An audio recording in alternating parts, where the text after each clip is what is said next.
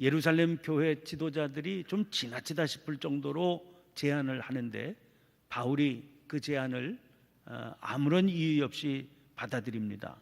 자기뿐만 아니라 다른 4명의 비용까지 부담해서 결례를 행하고 성전에서 기간을 마쳤음을 신고하지요.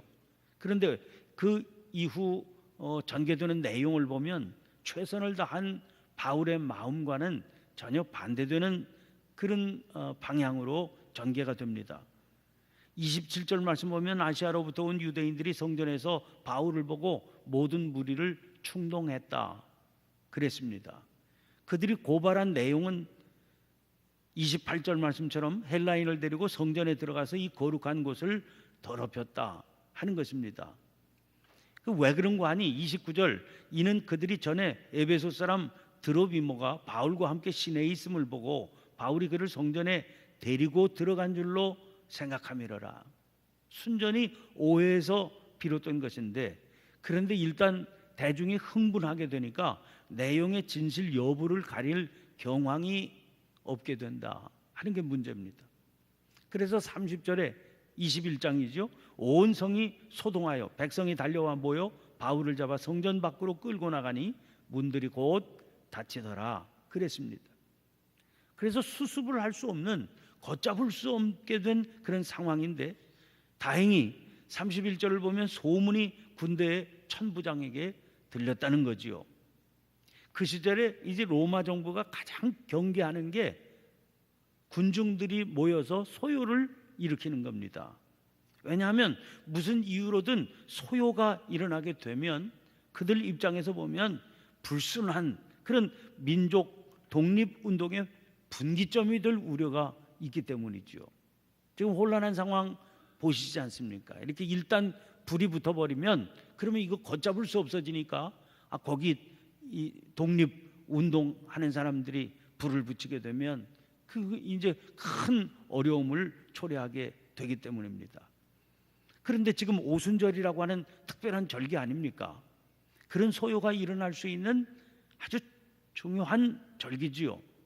성전이 있는 예루살렘으로 많은 유대인들이 모이게 되었으니까 이게 조금만 사건이 터지면 좀 걷잡을 수 없어지는 그런 상황이 될 겁니다. 그래서 비상 근무 대기조인 군대가 있었고 천부장은 그 부대를 지휘하는 지휘관이었을 겁니다.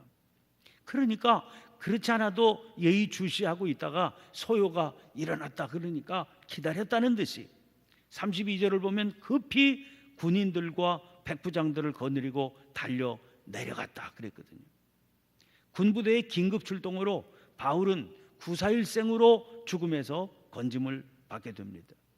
유대인들은 바울을 죽이려고 하고 이방인인 로마 군대가 바울을 지켜주는 그런 형국이 된 거죠. 천부장은 딱 보니까 중심 인물로 보이는 게 바울 아닙니까? 그래서 무조건 두 쇠사슬로 결박한 뒤에 신원을 파악하게 됩니다. 여기 두 쇠사슬이라고 그랬는데 이것은 보통 죄인이 아니라 아주 중죄인을 체포할 때 사용하는 방법이라고 그럽니다. 당시 소요의 규모가 그만큼 컸다고 천부장이 판단을 한 거지요. 천부장이 신문을 합니다. 33절입니다. 그가 누구이며 그가 무슨 일을 하였느냐.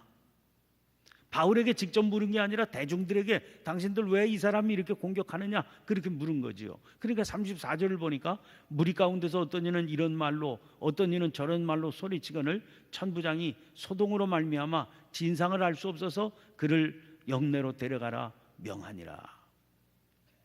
그래서 군대 안으로 바울을 이제 끌고 가는데 무리가 바울을 뒤따라오면서 계속 소동을 일으키는 겁니다. 근데 영내로 진입하기 직전입니다. 이제 영내로 들어가면 아무리 무리가 소동을 해도 안전하게 신원이 지켜지게 되는데 그 영내로 들어가기 직전에 천부장을 향해서 바울이 헬라말로 말을 겁니다. 바울이 헬라말을 사용하는 것을 보고 깜짝 놀란 천부장이 묻습니다. 38절입니다. 그러면 내가 이전에 소요를 일으켜 자객 4,000명을 거느리고 광야로 가던 애굽인이 아니냐. 이제 이게 무슨 말인지 이 말의 내용을 파악하기 위해서 학자들이 연구를 많이 했습니다. 그런데 보니까 유대인 역사가 그 시절의 역사를 기록한 요세푸스라고 하는 사람의 기록이 있기도 한데, 근데 뭐 여기서 그 긴 사연을 말하기는 그렇고요. 아무튼 해결되지 않은 사건에 붙잡히지 않은 수배자가 그 당시에 있었던 모양인데, 그 수배자냐 그렇게 물은 거지요. 거기에 대해서 바울은 자기는 애굽인이 아니다, 그 수배자는 애굽인이었는데 자기는 유대인인데 길리기아 다소 출신이라고 자신을 소개하게 됩니다. 그러면서 백성들에게 자기가 좀 말할 기회를 줄 수가 있느냐 그렇게 요청을 합니다. 천부장이 허락하니까 이제 그 부대가 그 언덕 위에 있었던 모양인데, 계단을 통해서 이제 언덕을 올라가다가 층대 위에 서서 백성들에게 히브리 말을 자기가 예수님을 믿게 된 과정을 소상히 증거하게 됩니다. 그게 바로 22장 1절부터 21절까지 길게 실려 있는 내용이 되지요. 이 말씀을 통해서 바울은 먼저 자기의 과거에 대해서 설명을 합니다. 자기는 순수한 유대인 혈통으로 학문과 대학의 도시인 길리기아 다소 출신이, 그리고 가말리엘 문화에서 수학한 사람이라. 가말리엘 문화라고 그러면 유대 사람들은 금방 알아듣습니다. 유대교에 두 개의 큰 학파가 있어요. 그런데 하나는 진보적인 학파고 하나는 보수적인 학파입니다. 그 유대교 보수적인 학파를 힐렐 학파라고 그럽니다. 그 가말리엘은 그 보수적인 학파인 힐렐 학파의 아주 지주가 되는 그런 사람이거든요. 그런데 자기가 그 가말리엘 문화에서 수학한 사람이었다는 것.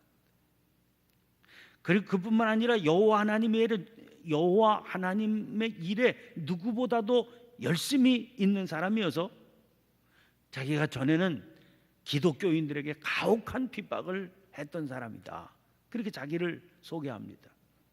율법을 준수하면서 살던, 그것도 아주 보수적으로 준수하면서 살던 유대인 중에 유대인이고 지식인 중에 지식인이고 보수파로 반기독교인이었던 사람이다, 그렇게 자기를 소개하는 겁니다. 그랬던 자기가 어떻게 기독교인이 되었나 하는 것을 지금 간증하기 위한 거죠. 그러면서 다메섹 도상에서 자기가 예수님을 만난 체험을 소개합니다. 그때 예수님을 만나고 변화가 됐는데 그 후에 그 주님께서 자기에게 그 사명을 주셨다는 거예요. 바울은 어떻게 이런 상황에서 흥분한 백성들을 앞에 두고 이런 내용의 간증을 할 수 있었을까?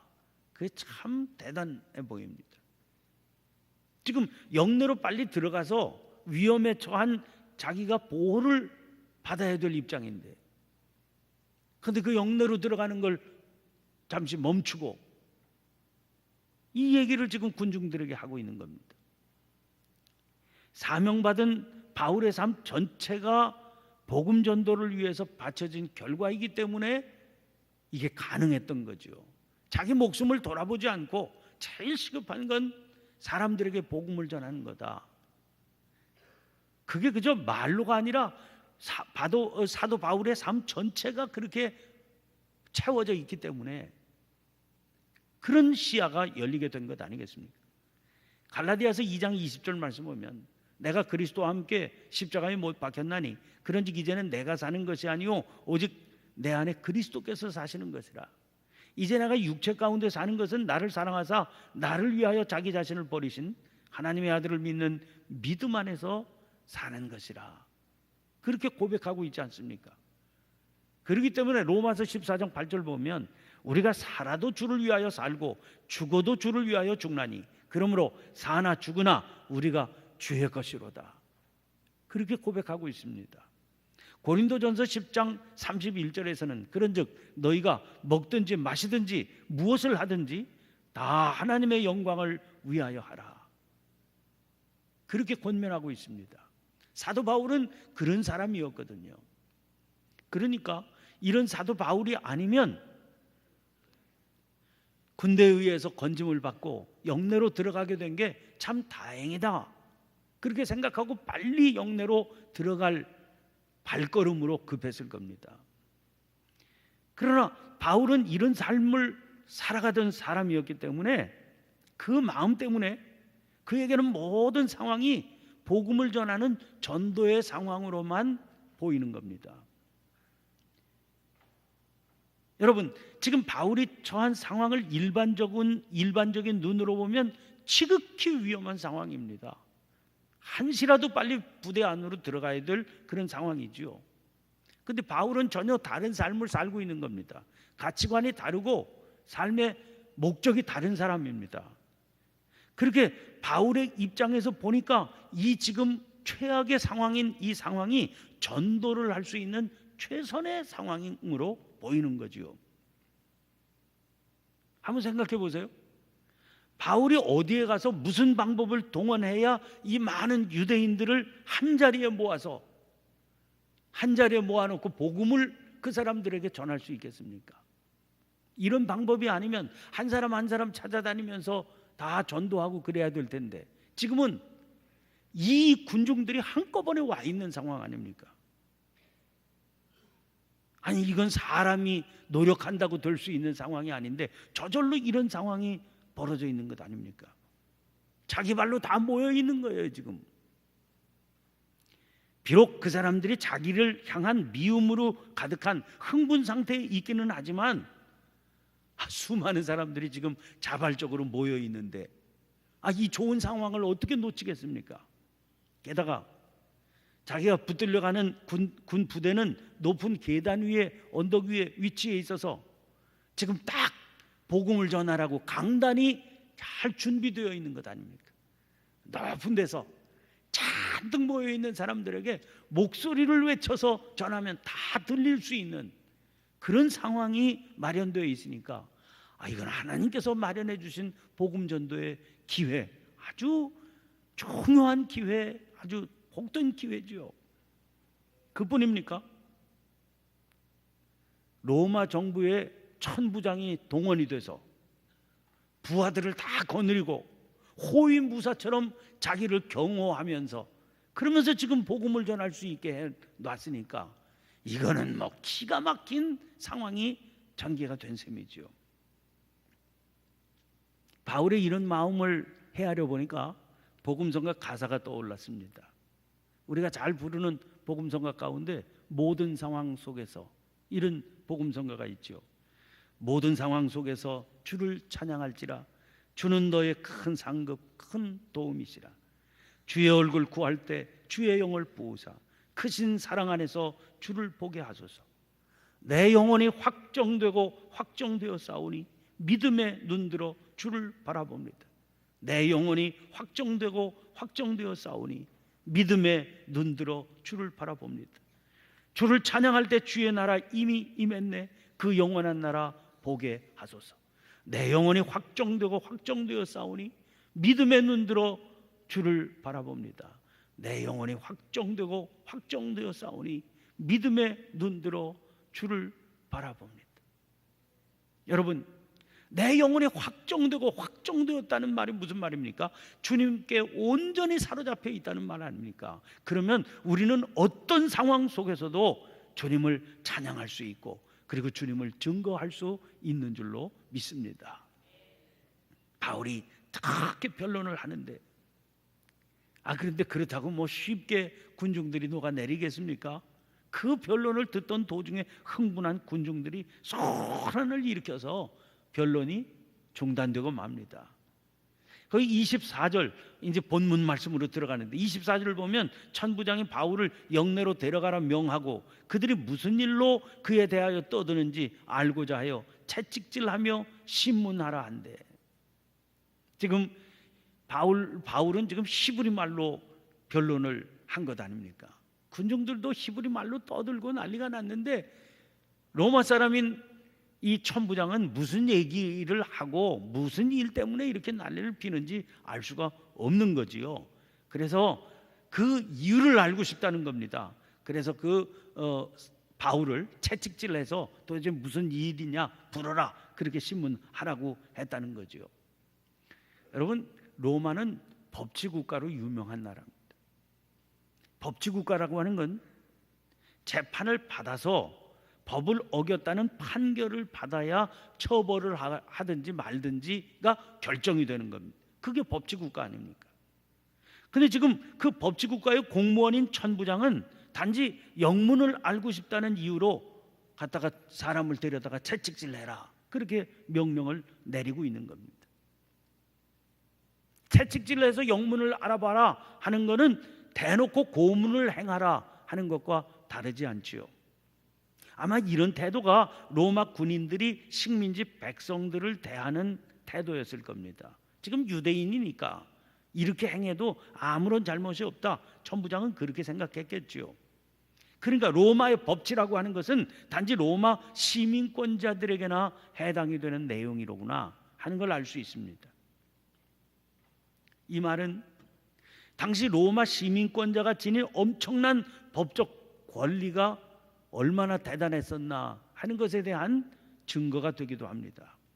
그런데 바울은 태어나면서부터 로마 시민권자인 사람이거든요. 천부장의 명령을 듣고 바울이 항의를 합니다. 너희가 로마 시민된 자를 죄도 정하지 아니하고 채찍질할 수 있느냐? 천부장은 자기는 돈을 많이 주고 시민권을 산 사람입니다. 그래서 돈을 많이 들였으니까 이 로마 시민권이 얼마나 대단한지 잘 알고 있는 사람 아닙니까? 근데 이 바울은 태어나면서부터 시민권자라고 하는 그런 사람인데, 그런 사람을 죄도 정하지 않고 그냥 채찍질하라고 명령을 내렸으니까 깜짝 놀라서 당황을 하게 됐죠. 자기가 취한 행동이 얼마나 범법자의 행위인지를 알기 때문에 천부장이 두려워하게 됩니다. 이게 결국 나중에 우리가 살펴볼 거지만 결국은 이 로마 시민권자라고 하는 사실 때문에 바울은 로마로 압송을 당해서 가게 되는 겁니다. 여러분, 여기서 우리가 이런 사실을 한번 살펴봅니다. 빌립보서 3장 7절부터 9절까지 말씀입니다. 그러나 무엇이든지 내게 유익하던 것을 내가 그리스도를 위하여 다 해로 여길 뿐더러 또한 모든 것을 해로 여김은 내 주 그리스도 예수를 아는 지식이 가장 고상하기 때문이라. 내가 그를 위하여 모든 것을 잃어버리고 배설물로 여김은 그리스도를 얻고 그 안에서 발견되려 함이니 내가 가진 의의는 율법에서 난 것이 아니요 오직 그리스도를 믿음으로 말미암은 것이니 곧 믿음으로 하나님께로부터 난 의라. 여러분, 배설물이라고 하는 게 뭡니까?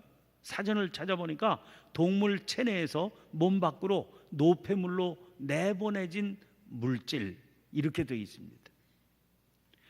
이 배설물이라고 하는 것은 몸 안에 그대로 붙들고 있으면 몸에 해로운 겁니다. 그래서 변비가 위험하다는 거 아닙니까? 어떻게 해서든지 말끔하게 배출해야 되는 겁니다.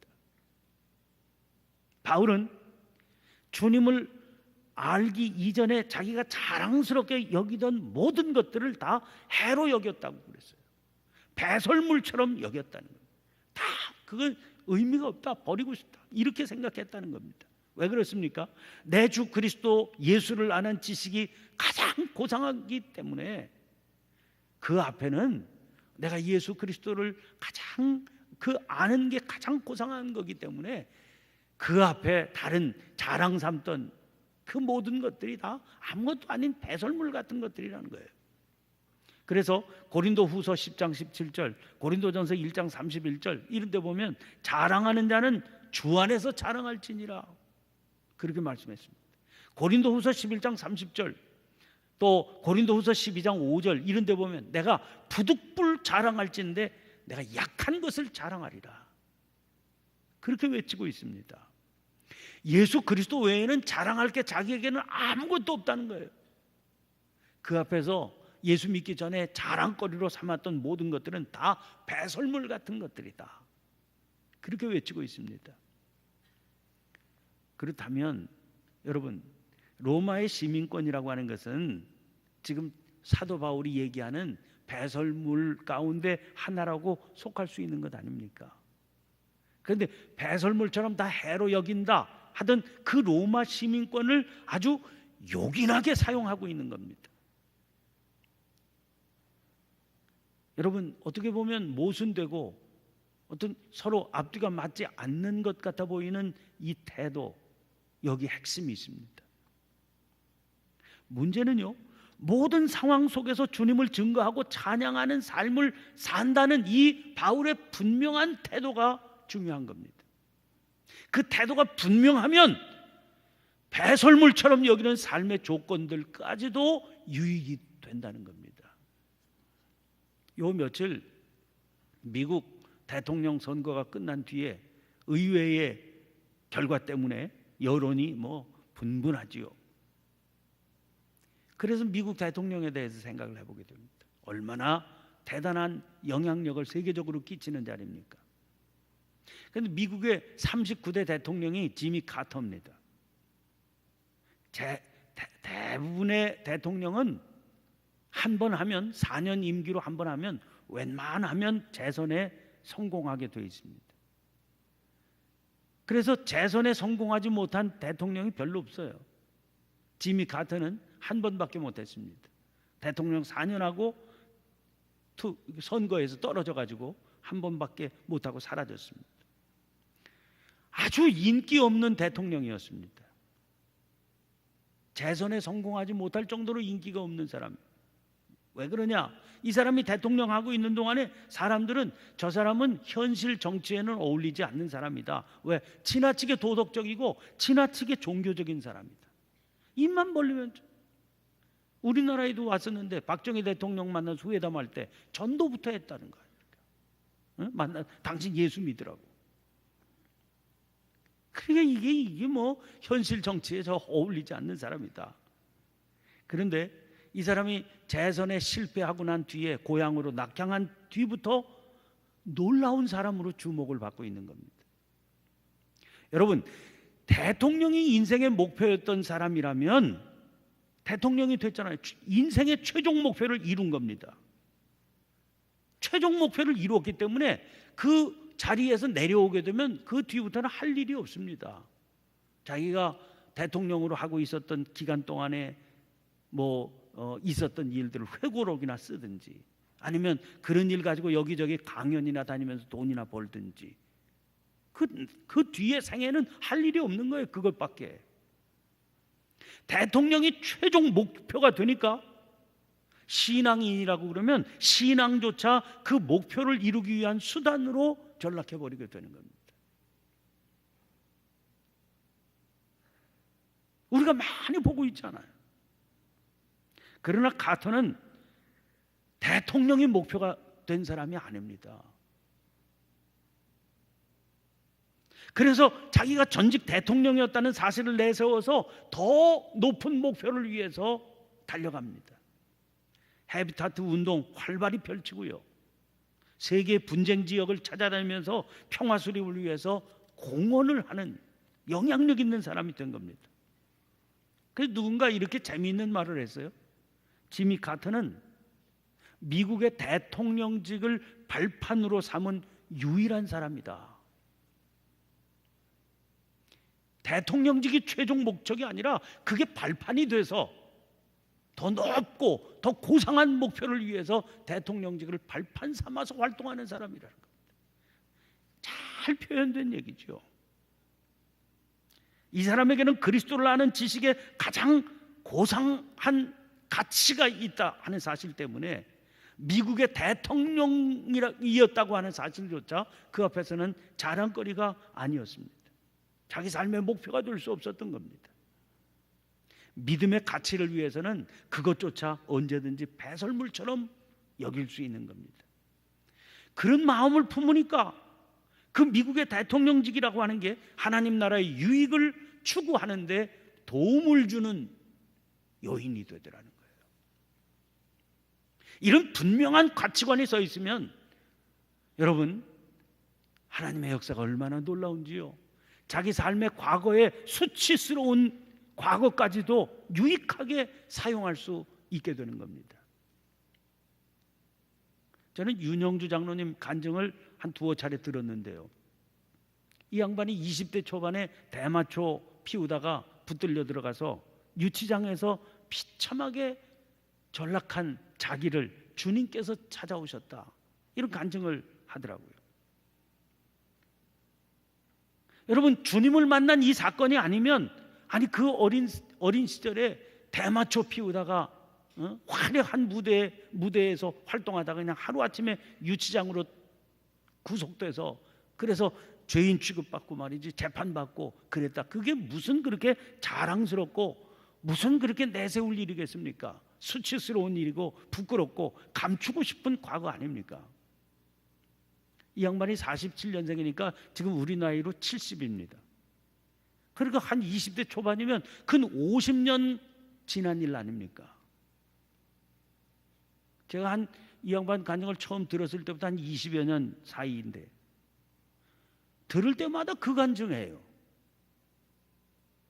집회 인도할 때마다 그 얘기해요. 자기 20대 때 그렇게 대마초 피우다가 유치장 갇혔었다. 들을 때마다 감동이 됩니다. 저는 그런 마음이 들어요. 저 수치스러운 과거까지도 도구로 사용할 수 있으시구나. 하나님은 사람들이 감동을 받지 않습니까? 그래, 아무도 돌아볼 수 없는 그 처절한 밑바닥에 주님께서 찾아오셔서 어루만져 주시고 일으켜 주셔서, 그래서 대마초 피우던 가수가 장로가 되고 영향력 있는 그런 사람들을 거룩한 삶의 길로 보여주는 그런 모델 케이스로 삼으시는구나. 얼마나 엄청난 일입니까? 여러분, 또 복음성가가 있어요. 내가 주인 삼은 모든 것 내려놓고 내 주 되신 주 앞에 나가. 내가 사랑했던 모든 것 내려놓고 주님만 사랑해. 여러분, 한번 물어보시길 바랍니다. 우리에게 주님 외에 무슨 다른 자랑이 있을 수 있겠습니까?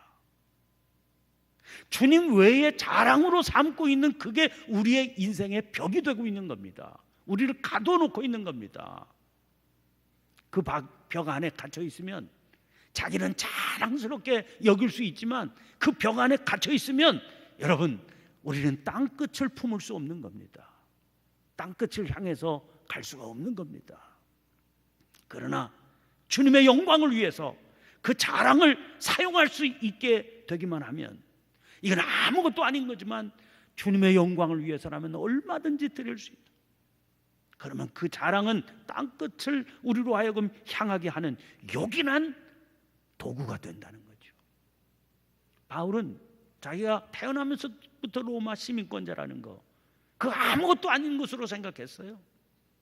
그러나 주님의 영광을 위해서 살려고 생각하니까 이게 결정적인 순간에 얼마나 요긴한 도구로 쓰임을 받게 됐냐.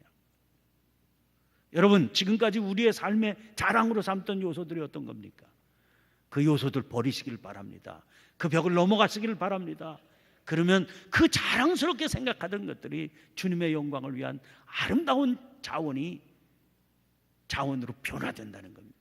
이런 변화를 경험하며 사는 저와 여러분, 우리 모두의 삶이 되시기를 간절히 축원합니다. 오늘 주신 말씀을 기억하고 우리 함께 합심해서 기도하십시다. 특별히 우리나라의 전국이 요동을 치고 있습니다. 내일이 참 어려운 하루가 될 거라고 그러는데 조국을 위해서 여러분 기도해 주시길 바랍니다.